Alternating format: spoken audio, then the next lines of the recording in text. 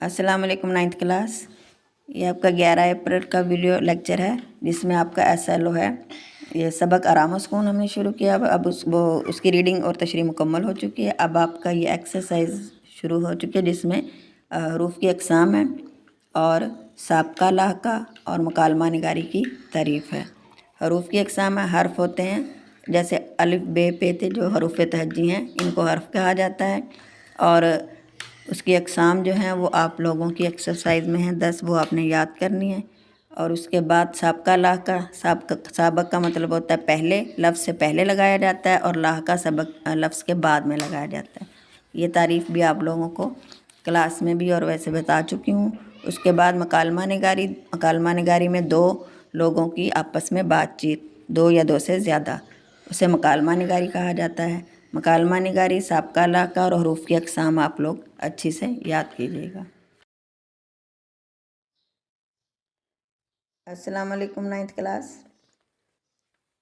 ये आपकी गवर्नमेंट के ऑर्डर के मुताबिक आपका फ्राइडे और सैटरडे ऑफ हो गया है, तो आपकी ऑनलाइन क्लासेस को अरेंज किया गया है। तो उसके लिए आपको वीडियो लेक्चर भेजा जा रहा है ये सैटरडे 11 यानी कि 11 अप्रैल का। तो उसकी डायरी में आपके पास हैं, याद करने के लिए आपका है कि हरूफ की अक़साम। हरूफ आपको पता है हरूफ की अक़साम है। पहले अपने हरूफ की तारीफ़ याद करनी है, फिर नीचे हरूफ जार, हरूफ इज़ाफ़त, हरूफ अतफ़, हरूफ इस्तिफ़ाम, हरूफ तशबिया, हरूफ इल्लत, हरूफ शर्त व जज़ा। ये आपके 1 2 3 4 5 6 7 8 9 10 हैं। ये आपकी हरूफ की अक़साम जो आपने याद करनी है अच्छी तरह से। 10 हरूफ की अक़साम हैं। मैं इनके आपको मीनिंग बता देती हूँ, फिर आपने तारीफ़ इनके अच्छे से याद करनी है।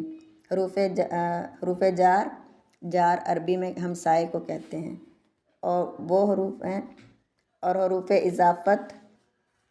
इज़ाफ़त जिसमें लफ्ज़ों के साथ जो इज़ाफ़ा होता है, इज़ाफ़ा करते हैं, जैसे का, के, की, को, ये वाले। और हरूफ अतफ़ जिसमें वाव का इस्तेमाल होता है, जो वाव का मतलब अरबी में और होता है, जो दो चीज़ों के दरमियान में, जैसे अमीर और गरीब, अहमद और असलम लिखा है, अहमद और असलम भी आप लिख सकते हो। बूढ़े और जवान, बच्चे यानी कि बच्चे और जवान। इस तरह से आप लोगों ने जो दरमियान में वाव का इस्तेमाल होता है और के लिए, उसे हरूफ अतफ़ कहा जाता है।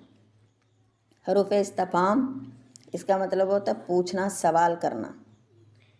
हरूफ तशबीह का मतलब होता है दो चीज़ों को, मिलती जुलती चीज़ों को एक दूसरे से मिलाना, उनमें जो होते हैं एक जैसी खुसूसियात वो ढूंढना।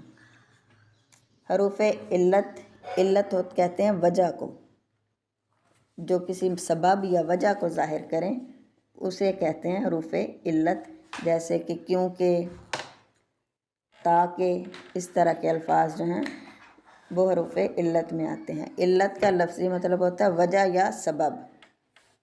हरूफ शर्त व जज़ा, जैसे कि ये लफ्ज़ से ज़ाहिर है जिसमें किसी जज़ा या सिले का हो, कि शर्त हो कि अगर आप मेहनत करोगे तो कामयाब हो जाओगे। इस तरह से अगर और तो और तब जैसे अल्फाज इस्तेमाल होते हैं। हरूफ ये वाले हैं हरूफ शर्त व जज़ा। हरूफ इज़राब वो हरूफ हैं जो एक चीज़ को रूह गर्दानी करके या तरक्की देकर आला को अदना या अदना को आला बना देते हैं। मसलन वो इंसान नहीं बल्कि हैवान है।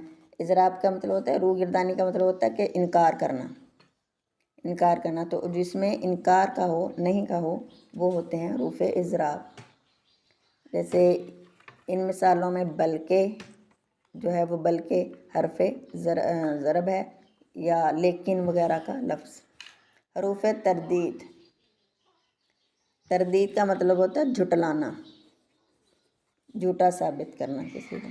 तो वो हरूफ हैं जो दो बातों में से किसी एक को इख्तियार करने के मौका पर बोले जाते हैं, जैसे या ये कर लो या वो कर लो, चाहे ये ले लो चाहे वो ले लो, या कि तरदीद का लफ्ज़ी मतलब है झुटलाना या इनकार कर देना। हरफ बयान بیان انگلش میں جیسے ڈسکرائبنگ کو کہتے ہیں، یعنی کہ بیانیہ جملے وہ عبارت میں ہوتے ہیں کہ اپنا پورا جملہ جو بولنا لفظ استعمال کرنے، ایک یا ایک سے دو یا دو سے زیادہ لفظوں کا جو ہوتا ہے مجموعہ وہ جملہ ہوتا ہے۔ تو حرف بیان میں ہم نے جملے اور الفاظ استعمال کرنے ہوتے ہیں۔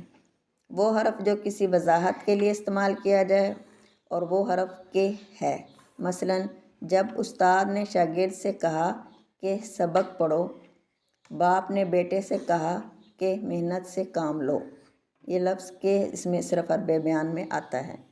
تو آپ نے ان کی تعریف کو اچھی طرح سے یاد کرنا ہے، اور آپ کے ہوم ورک میں ہے مکالمہ نگاری۔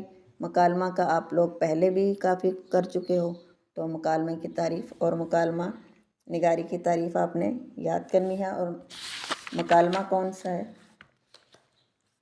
ٹریفک کے قوانین کیوں ضروری ہیں، یہ سوال نمبر 6 میں آپ نے یہ یاد کرنا ہے، اور آپ کا ہوم ورک بھی ہے۔